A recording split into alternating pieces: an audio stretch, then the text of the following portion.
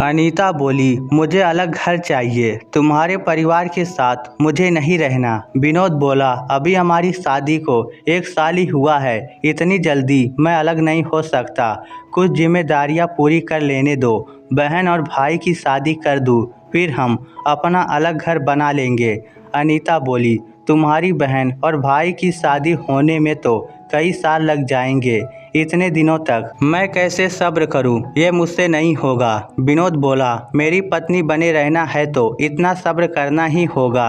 अनीता ने कहा, कैसे सब्र करूं? यहाँ मेरी कोई इच्छा ही नहीं है, ना मनपसंद का खा सकती, ना मनपसंद का पहन सकती, मेरी कोई मर्जी ही नहीं है। हमेशा साड़ी में रहना पड़ता है। बहू सर पर पल्लू रखा करो, बहू धीरे बोला करो, घर में तुम्हारे ससुर भी हैं। बहू तुम्हें कितनी बार कहा है पड़ोसियों से बात मत किया करो। तुम्हारी माँ ने तो मेरा जीना हराम कर दिया है, तुम्हारी बहन ने तो मुझसे बात करना ही बंद कर दिया है। कोई भी काम करती हूँ उसे उसमें कमियां ही नजर आती है। एक तो बंदिशें, ऊपर से नखरे और नाराजगियाँ, खिलौना बन गई हूँ मैं इस परिवार में रहकर।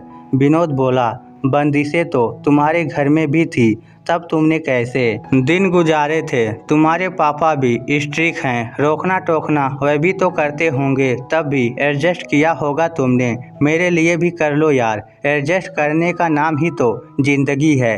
रही खिलौना बनने की बात तो याद रखो, ऐसी सिचुएशन में घर के मर्द खिलौना बनते हैं, औरतें नहीं। अनीता बोली, हाँ मेरे घर में भी बंदिशें थी, रोकना टोकना था, तब मैं सोचा करती थी कि शादी के बाद तो कुछ ठीक होगा, थोड़ा सा खुलकर जी पाऊंगी, अपनी इच्छा से कुछ कर पाऊंगी, मगर यहाँ तो बंदिशें और भी ज़्यादा बढ़ गई हैं। अब और सहा नहीं जाता, घुटन होती है, इरिटेशन होती है। विनोद बोला, हाँ मैं मानता हूँ, तुम्हें भी खुलकर जीने का हक है, मैंने इसके लिए कोशिश भी की है। तुम्हें 1 साल में 4 बार टूर पर बाहर घुमाने ले गया हूँ। तुम कपड़े अपने पसंद की पहनती हो, जब कपड़े खरीद कर लाती हो तब तुम्हारे साथ मैं जाता हूँ, मेरी माँ नहीं जाती। अनीता बोली, साथ नहीं जाती तो क्या, उनका हुक्म तो साथ ही रहता है। बहू साड़ी के अलावा कोई ड्रेस मत खरीदना। अरे भाई, मुझे जीन्स पहनना है, मुझे स्कर्ट टॉपर पहनना है, मुझे पटियाला सूट पहनना है।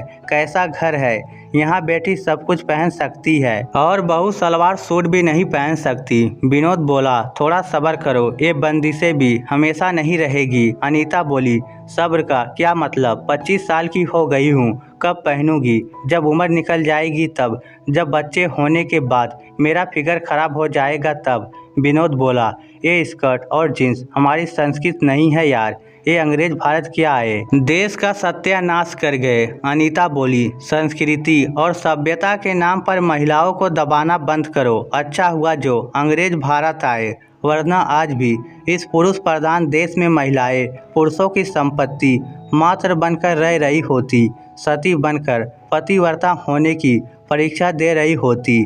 इतने बड़े तर्क सुनकर विनोद अनीता के मुंह की ओर देखने लगा। वह गुस्से में बोली, अंग्रेज आए तब महिलाओं को भी पता चला कि वह भी इंसान है, वरना तुम लोगों ने तो स्त्रियों को भोग की वस्तु बना रखा था। पुरुष चाहे 70 जगह मुंह मार आए, उसका कुछ नहीं लुटता। महिला के जरा से कदम डगमगा गए तो परिवार की इज्जत चली गई। क्या महिला की पेशाब करने की जगह में ही परिवार की इज्जत छुपी रहती है? विनोद चुपचाप उसके मुंह की ओर देखता रहा, फिर धीरे से बोला, तू तो कहती है तेरे ग्रेजुएशन में कम नंबर आए हैं, मगर तू बात तो कलेक्टर की तरह दे रही है। अनीता बोली, बात को घुमाओ मत। वह बोला, नहीं यार, मैं बात को नहीं घुमा रहा, बल्कि मुझे तो तुम्हारी समस्या का समाधान मिल गया है। अनीता बोली, कैसा समाधान?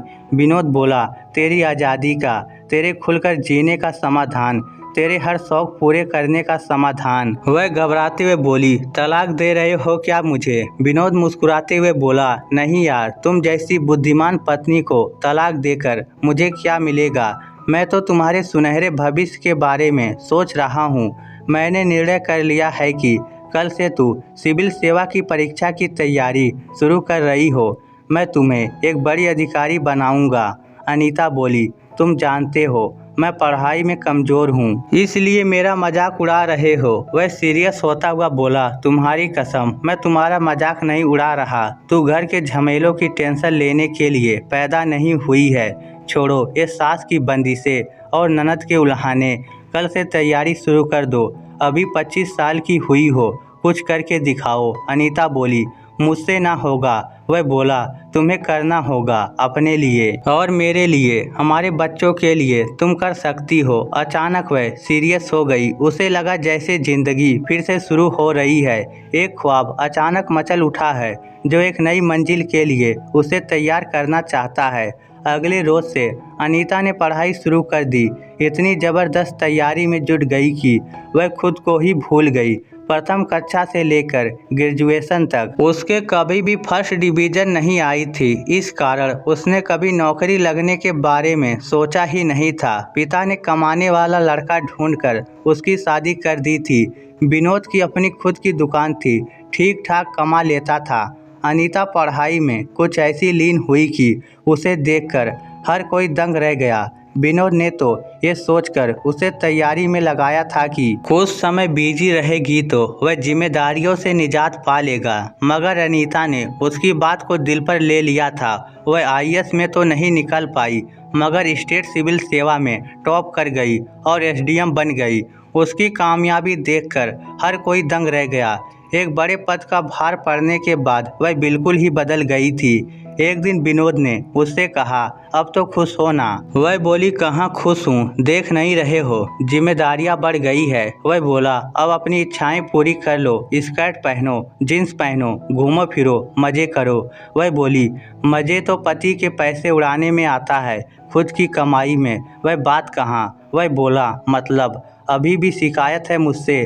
वह बोली, नहीं थैंक यू, आप दुनिया के बेस्ट पति हो। अब जब जिम्मेदारी बढ़ गई है तब सब समझ में आ गया है। वह बोला, क्या? अनीता बोली, यही की सुंदरता तन को दिखाने में नहीं, तन को छुपाने में है। खुशियाँ अपनों से अलग होकर जीने में नहीं, अपनों के साथ मुस्कुराने में है।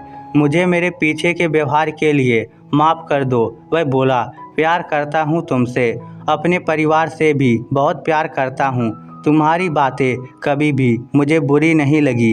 एक पति के लिए परिवार और पत्नी को साथ लेकर चलना बहुत मुश्किल हो गया है। मुझे दोनों चाहिए था, इसीलिए तुम्हारे दिमाग को अलग दिशा देनी पड़ी। उसका मुझे डबल फायदा हो गया।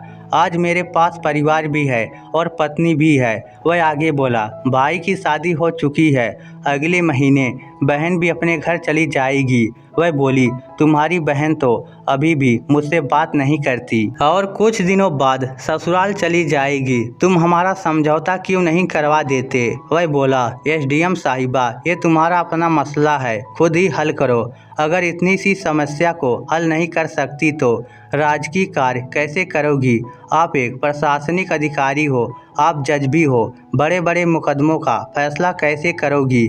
वह बोली, मैं नहीं चाहती घर में कोई बहस हो। वह बोला, बहस करने में तो तुम निपुण हो, याद करो उस दिन तुमने मुझसे बहस की थी, उसी बहस का ये परिणाम है कि तुम आज एसडीएम हो। जरा प्यार से मनाओ, वह मान जाएगी। हम भाई बहन प्यार के आगे बहुत जल्दी टूट जाते हैं। एक महीने के बाद का दृश्य, विनोद की बहन नेहा के फेरे हो चुके थे। कुछ ही देर बाद विदाई होने वाली थी। अनीता थकी हारी कमरे में सुस्ता रही थी। नई नौकरी की भागदौड़ और घरेलू कामों के कारण ननद नेहा से सुलह हो नहीं पाई थी। अनीता जितनी खुद झिझक रही थी, नेहा उससे भी ज़्यादा झिझक रही थी। इस कारण दोनों में दूरियां नहीं मिट सकी।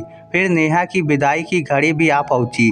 नेहा पति के साथ गठजोड़े में घर की देवी देवताओं को धोख लगाती हुई घर से बाहर निकल पड़ी। अनीता उदास सी दूर खड़ी थी। अब इस मौके पर समझौता नामुमकिन था। अनीता को डर था कि अगर उसे नेहा के गले लगने की कोशिश की और नेहा ने उसे दूर झटक दिया तो रिश्तेदारों के बीच बेइज्जती हो जाएगी। इसीलिए वह अलग खड़ी थी। मगर अचानक एक आश्चर्य हुआ। नेहा पति से गठजोड़ा छुड़ाती हुई उसकी तरफ दौड़ी और फिर अनीता के सीने से चिपक गई। अनीता जैसे नींद से जागी हो, उसने झटके से नेहा को बाहों में कस लिया। नेहा रोते हुए बोली, सॉरी भाभी, माफ़ कर दो, बहुत दिनों से सॉरी बोलने की कोशिश कर रही थी मगर हिम्मत ही नहीं होती थी। अनीता का गला भर आया। अनीता उसे और तेजी से गले से चिपकाते हुए बोली, मेरे दिल में तुम्हारे प्रति कोई नफरत नहीं है नेहा। ईश्वर तुझे मेरी खुशियाँ भी दे दे। ये सुनते ही नेहा जोर जोर से रोने लगी। कैमरामैन दृश्य का घूम घूम कर वीडियो बनाने लगा। सारे रिश्तेदार ननद भाभी का प्यार देखकर भाव विभोर हो गए। अनीता उसे धीरे धीरे कह रही थी, उदास मत हो बेटा, मैं हूँ ना, जब भी याद करोगी एक फ़ोन पर दौड़ी आऊँगी। तुम भी आने से हिचकिचाना मत, अब रो मत, चुप हो जा। अनीता उसे चुप करा रही थी और खुद रोए जा रही थी। ननद भाभी को चिपके हुए देखकर दूर खड़ा विनोद भी अपनी रुलाई रोकने की कोशिश कर रहा था, मगर नेहा ने उसे देख लिया था। फिर वह भाभी को छोड़कर भाई की तरफ दौड़ी और उसके गले से चिपक गई। दोस्तों, आजकल रिश्ते बहुत कम टिक रहे हैं, शादियां टूट रही हैं।